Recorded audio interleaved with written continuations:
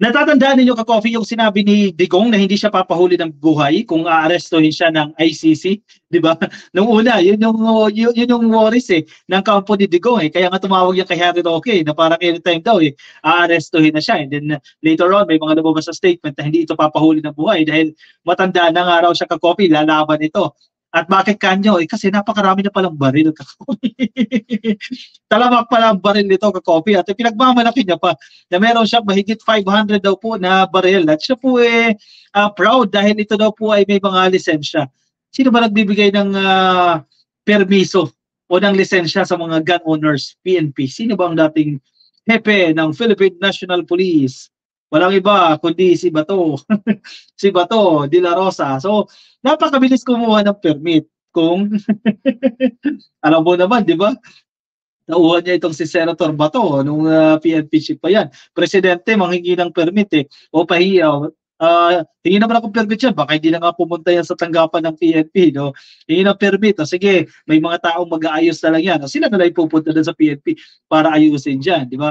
Kasi mahirap kumuha ng permit ka-coffee kahit isa nga lang yan. Ang daming test sa pagdadaanan mo dyan bago ka mabigyan ng permit. Si Duterte po, meron siyang permit sa mga baril na ito. More than 500 daw po itong mga baril na yan. Paano siya nabigyan ng permit dyan ng ganyan karami? Collector daw pala. May ganyan palang binibigay sa mga kolektor. Huwag kayo mag-alala. Kasi di ba sinasabi nila, yung 500 na mga baril ba yan? May mga permit ba yan? Sabi ni Duterte, meron na raw po yan. Sabi niya, balita ng Politico.com, Rody Duterte admits owning over 500 guns. Bili ako ng bili pero hindi ko magamit. Wala itong paggagamitan ito ka-coffee. Ayan nakatutok na Marami pala itong baril, panay bili pala ito. Mahal ng baril, di ba? Sabagay, marami namang pera si Digong.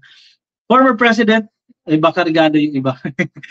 Former President Rodrigo Duterte is an avid gun collector with an extensive stash of firearms. Parang siya palang yung kilala natin na may pinakamaraming baril na 500, no? Hindi ko alam. Wala pang na-feature sa Jessica Soho o kay Kabayan na may napakaraming baril na parang si Digong pa lang yung umamin na meron siya 500 plus na firearms. May batalyon na siya dyan, ka-copy. Napakarami niyan. Duterte opened up about his gun arsenal. Yan, umamin na siya dito, ka-copy. Admitting he owns more than 500 firearms. Ano yan? 1,000, 1,500? Kasi more than 500 The former leader, however, clarified he is more of a collector than an active user. So hindi niya raw ginagamit. Hindi niya, bibihira niya gamitin. Hindi siya active sa paggamit niya. Kumbaga, kolekta lang siya ng kolekta.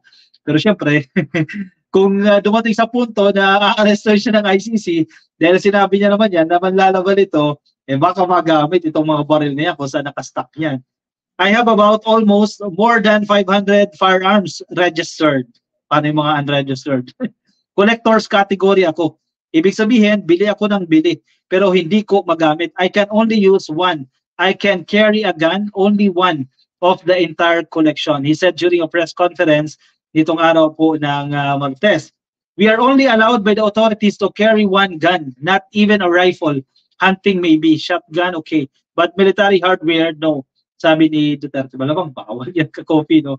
Siyempre, dami naman bodyguard yan. Kada bodyguard yan, may mga baril din yan. Sa kotse, meron din yan. The former president made a comment to dispute allegations that he and his daughter, Vice President Sara Duterte, received a bag full of guns from Davao-based Pastor Apollo Kibuloy. Doon sa statement na yon ng isang witness na yun na raw, bit-bit ni Digong at ni Inday, ang mga baril na binigay ni Kibuloy, sa tingin ko hindi totoo yun. Naniniwala ko, di ba? Hindi totoo yun yung sinabi ng witness. Baka invento niya lang yun. Kasi bakit siya, di ba? Yung mga bodyguard naman na magbubuhat So baka iba yung nakita niyang bit-bit, no? Duterte dismissed such gun claims as silly and STUPID propositions. It's a very STUPID proposition. It's silly. Bakit naman si Pastor pagbibigay ng baril sa akin, saan siya kukuha? Kung magsabi siya, wala siyang baril, bigyan ko siya. Kasi may 500 yaro siyang mahigit. In a recent Senate hearing, a resource speaker claimed that Duterte and his daughter went to visit Kibuloy and left the place with bags allegedly containing guns. So hindi na ako naniniwala dun ka-coffee sa sinasabi ng witness na yon. Yung ibang witness siguro, ibang complainant against Pastor Kibuloy, feeling ko totoo pa, no? Ramdam mo na totoo. Pero itong witness na ito, nagsabing bit-bit ni Digong yung mga bags ng baril. Malabo ka-coffee, hindi ako naniniwala. Kasi may bodyguard, hindi yun ang magbit-bit, ang bigat ng baril. Vice President Sara already rejected allegations heard against her, saying she expected more attacks and insults ahead. In becoming a target for attack, she acknowledged the Vice President is deemed an obstacle to those eyeing the presidency. Politics lang yan, ka-coffee. No? So kaya pala nasabi ni Digong yan na hindi siya papahuli ng buhay dahil kaya niya pala, may arsenal siya eh, no? Imagine, 500 guns yan. Ilang tao kaya ma-supply yan yan. Pero sa loob lang, kasi nandiyan yan, bawal mo ilabas siya ka-coffee, no? Mag-hire lang siya ng 100 o 150 na army. Di ba? May supply na siya eh. So, kaya niyang i-depensa ang kanyang sarili. Ang mga Duterte at Kibuloy at Roque at Willie, puro mapanlin lang mga yan, ha? Pa-victim, pare-parehas, may mga kaso tungkol sa babae. Eh kasi nga, tinan mo nga naman yung prayer rally ka-coffee, no? May mga chicks. Prayer rally, tapos may mga sexy ladies na nandoon doon. Anyway, Lita Casal J. Galyata, good evening po sa inyo, nakikinig sa atin. Kay Sir Arnold Tablang, good evening ka-coffee. Malayo si Mindanao ha, kay Juan Ponce Enrile. 90s siya, senator pa siya. 80s, yan, nag-plant ulyanin na. Very sharp pa rin si, sharp pa rin si Enrile. Actually, ano pa rin ito eh, kinukonsulta pa rin siya, definitely, no? May posisyon pa rin siya sa gobyerno ni PBBM. Kinukonsulta pa rin siya sa mga essential issues, no? Important issues, critical issues. Kinukonsulta pa rin siya, mga legal issues, no? Sabi ni Edwin Aribe, excessive firearms for a civilian. Correct. 500, di ba? Yan nakapagtataka dyan, paano nakakuha ng permit yan? Ang kolektor ba? Hindi na tayo familiar ka-coffee kung ang kolektor, alaw mo na magkaroon ng 500 na baril? Kahit pa sabihin na hindi ginagamit yan, pero nandyan yan, nakastock yan, di ba? Paano nakakuha ng permit yan? Pero alam niyo naman ka-coffee ang sagot dyan kung paano nakakuha ng permit, di ba? Sino ba yung mga tao niya? Again, former president ka eh, hindi ka ba makakuha niyan? Kahit nga hindi ka opisyalis eh, kahit may kilala ka lang sa loob, mabilis ka magkakuha ng permit eh. Pero ibang usapin ito eh, 500, more than 500 na baril ito. Perlatan, mayroong justice in the form of what one sow, one reaps. Exactly, Perlatan. Kung anong tinanim mo ngayon, eh, eventually yun ang aanihin mo. Kung gumawa ka ng mabuti ngayon, in the future, mabuti babalik sa iyo. Kung masama ginawa mo ngayon, eh masama din po ang consequences niya. Tama, Ma'am Perlatan. LJ Javier Reyes, shoutout po sa inyo. Kay Anil Lin, nakikinig din po sa atin. Kay Looney Jorg, kay Albino Camilan, shoutout po sa inyo. Sol Centillas, nakikinig din po sa atin. Sabi ni Janet Santi, oy, wala talagang word of honor talaga si Digong. Sabi pagbaba niya, uwi na siya sa Davao. Ngayon, panay daldal, tatakbo pa. Reset, ha. Yun niya, ka-coffee. Sana pinanindigan niya na talaga na magre-retiro na lang siya dito para mas tahimik na tuloy ngayon di ba? Pero sana magtuloy-tuloy. Again, pagdasal na lang natin ito ka-coffee. Malay mo, di ba? Tuluyan na talagang tumigil, tumahimik na talaga itong si Digong at yan. Tapos na ang ating problema dito. May hinahanap akong video ka-coffee. Ipapakita ko sa inyo.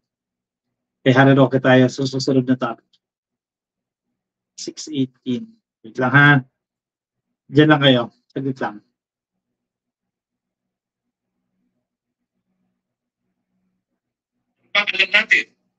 Ayan, ka-coffee, baka nasa Facebook po kayo at hindi pa kayo naka-follow sa ating Facebook page, pasayo na lang po, like, click lang po yung follow or like ko nasa Facebook at kung nasa